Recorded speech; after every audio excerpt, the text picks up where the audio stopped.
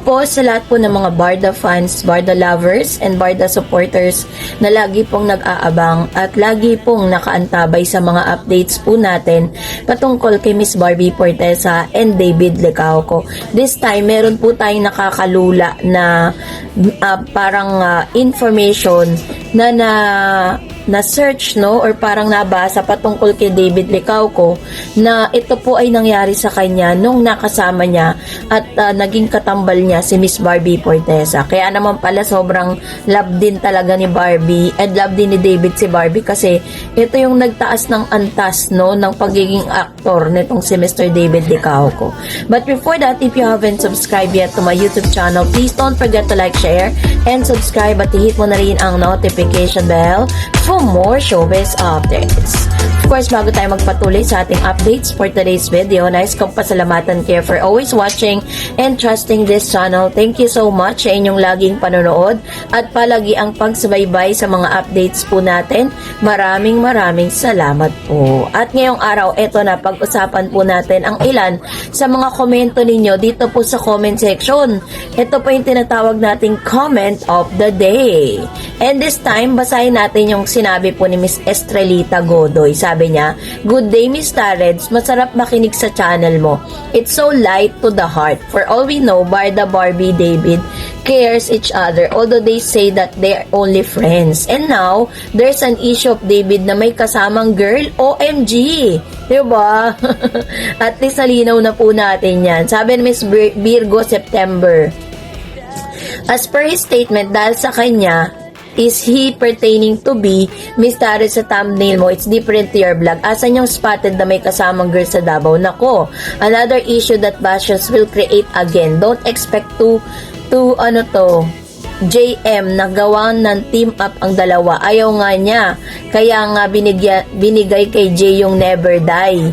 Yung never say die. Ayan. So, kasi meron po kasing mga nagsasabi na parang, or may mga netizen na nagsasabi na meron daw kasamang girl itong si Mr. David Licauco. And then, nung chinek po natin, ang mga kasama pala niyang girl, yung mga binibining Dabawenyos. Diyos ko po. Talagang binibigyan talaga nila ng kasiraan si David Licauco. Kahit alam natin na ang kasama ni David doon is yung kanyang mga glam team, 'di ba? Wala naman talaga siyang kasamang ibang girl doon eh. Nakita lang siya na may mga kasama dahil po nag-perform siya sa isang event diyan sa Davao. Pero wala naman talaga. Kaya nga finact-check natin yan eh kasi grabe po yung mga bashers ni David, yung mga detractors and demolition job na nagaganap ngayon, ano.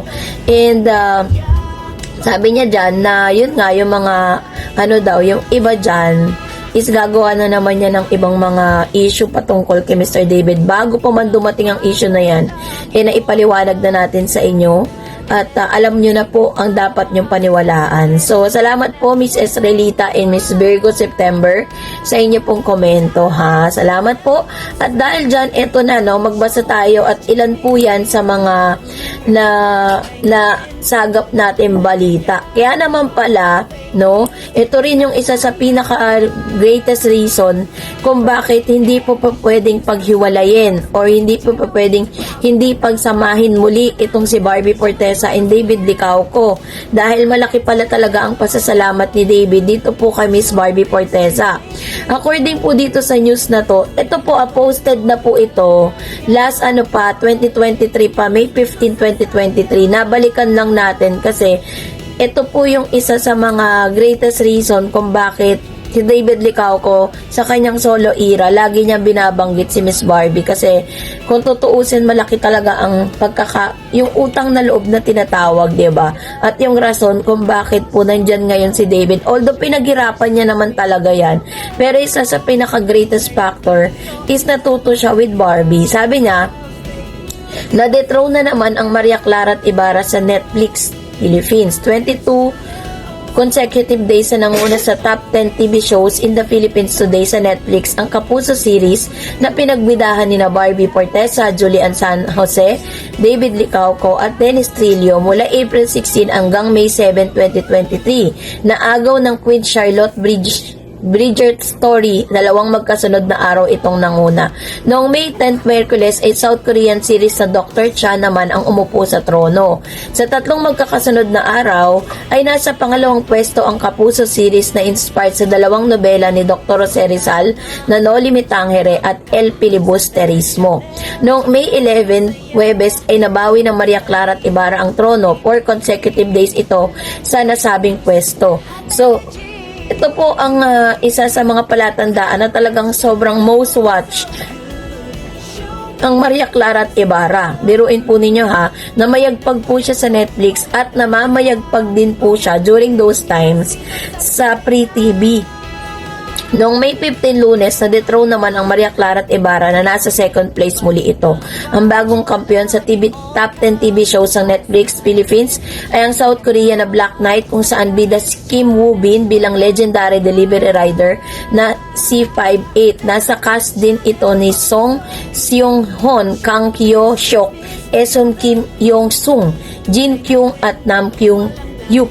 Base ito sa webtoon of the same title na obra ni Lee Yoon-kyun. Ang setting ng story ay year 2017. So, samantalang nangunguna pa rin sa top 10 movie in the Philippines sa Netflix ay ang action thriller ni Jennifer Lopez, The Nabader, the historical action drama Viola Davis, The Woman King.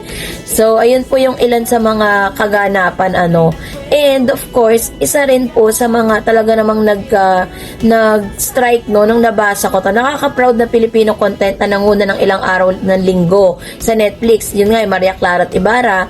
Filipino content na nag-number 1 sa Netflix. Mapapelikula man o series nang dumating na susunod na basta Pinoy sana.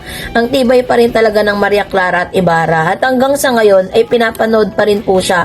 Bagya lang siyang bababa kapag may bagong series na magtitrend. Pero babalik na naman siya sa number 1 pagkalipas ng ilang araw. Word of mouth din kasi kaya padami ng padami ang nanonood at sumusubaybay sa seryeng ito.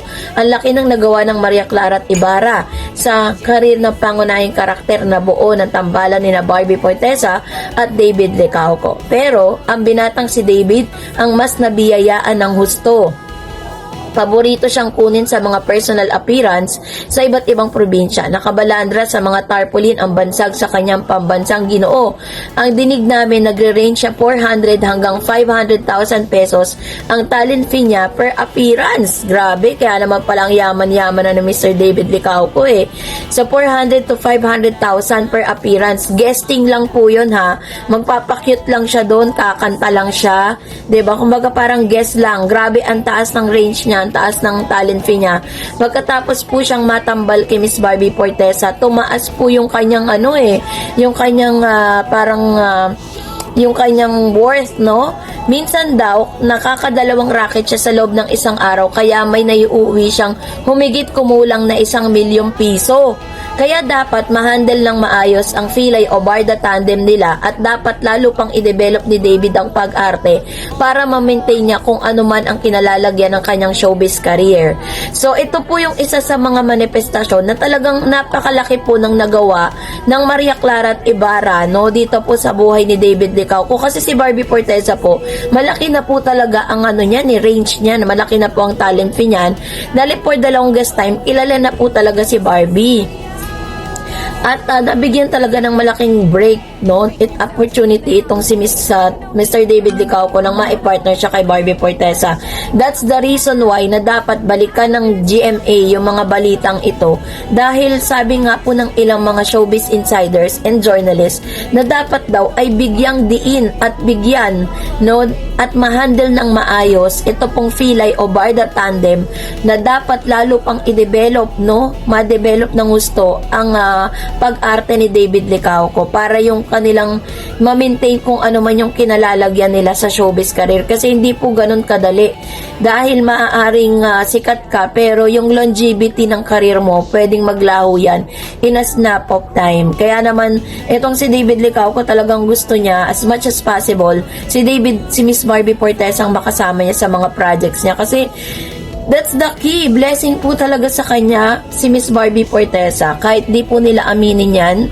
'Di ba? Kaya naiintindihan ko rin ng mga fans ng Barda kung bakit sumasakit ang kalooban pag hindi nababanggit ni David Licauco si Miss Barbie Fortesa. Well, in fact, napakalaki rin ang ambag ni Barbie sa kanyang karera ngayon. Kaya nga po, di ba si JB, mas lalo niyang pinagbubuti na mapalapit dito kay Miss Barbie Fortesa dahil nakita niya yung pag-angat ng karera ni Mr.